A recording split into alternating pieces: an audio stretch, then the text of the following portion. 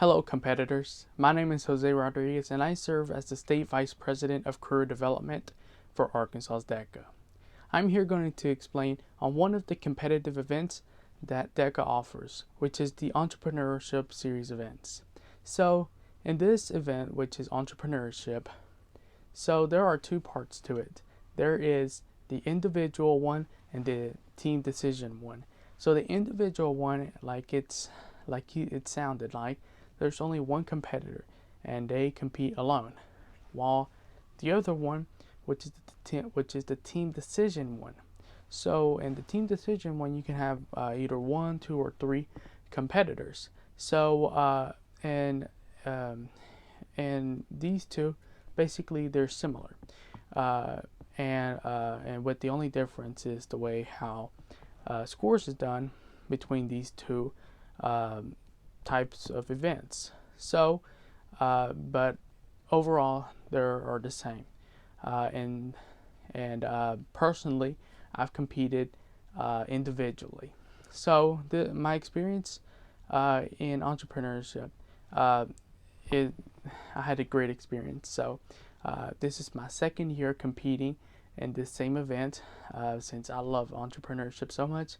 The first time, that was when it was in my sophomore year, and I got 4th place on state in the state career development conference.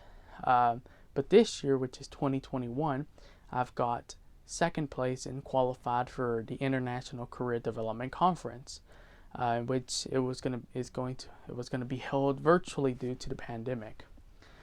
So my biggest tip into the entrepreneurship events is to have great critical thinking skills, because you're going to need it a lot, especially when there are problems in the business and there would have to be solutions towards to it, or you might have to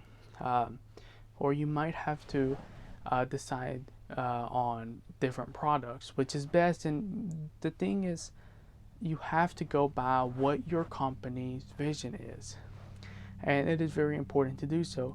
And as an entrepreneur, especially when you start up from scratch, you got to see what are your customers' interests, what are your potential customers' interests, and I will explain to you more in depth on what is these events divided into.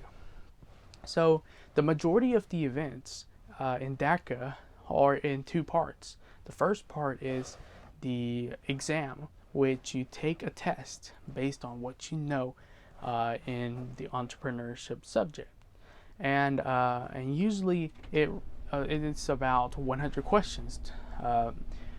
Maybe it can change, but usually it's around 100 questions, and they give you a certain amount of time to finish it. Like any test, try to get the most right. If you don't know, try to go what is more logical. That's the good thing about it. The way how I do it is I choose the most logical answer, what makes more sense towards that event, towards that scenario. Or if it's a vocabulary, try to think, but don't just leave it blank. That's the worst thing you can do in any test. My biggest recommendation is either choose what sounds more sense, or what is more familiar to you if it's like a vocabulary. And that is the exam.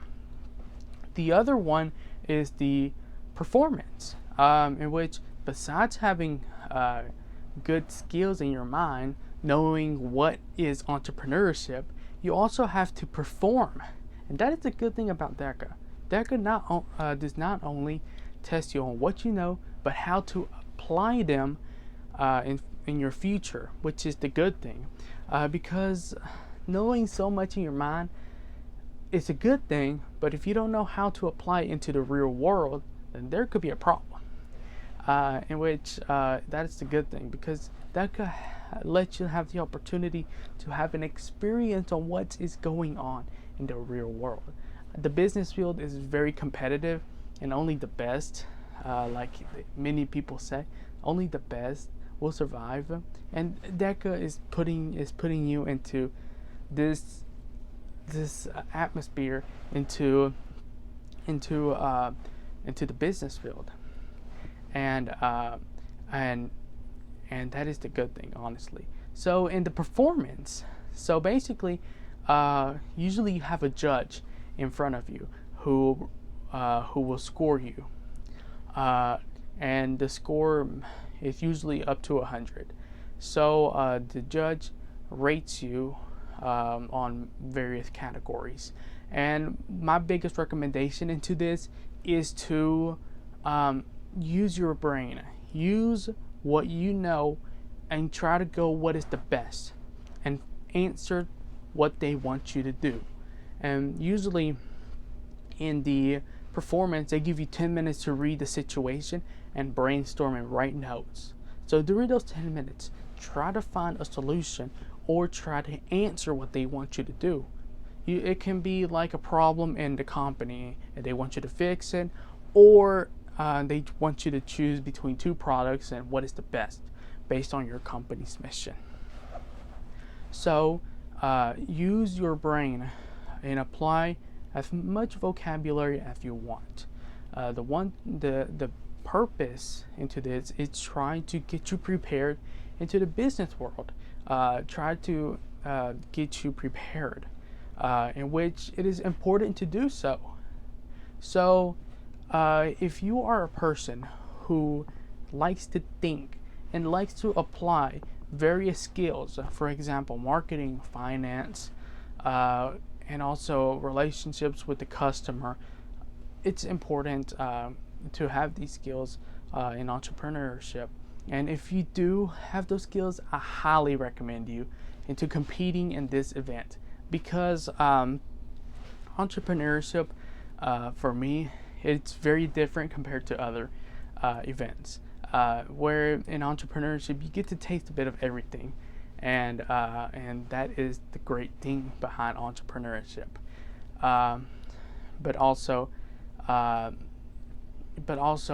try to learn vocabulary into what is this or what is that in the business field, because you might need it. What if you get stuck in a question? You might not know what is this word, and it's important to do so. Or you might need it in your role play to specify something. So it is very important to doing so. There may be questions that involve the tax, about taxes. They may be a question on what's going on in your business. There's a problem, how to fix it, or what does this mean? There can be a question about that, or how to promote this product, or how to organize your company. If you're very organized, think about it. You might want to go for it also. So if you have critical thinking and love to fix problems, and if you have a vision for something and you stick with it, entrepreneurship is your event. So that is the event, and I highly recommend those. Like I said, if you have great critical thinking skills. So there you go, and I wish you the best of luck in your events, even if it's not entrepreneurship, or if you're still considering an event. I wish you the best of luck, especially in the competitions, especially if you are a first-time competitor.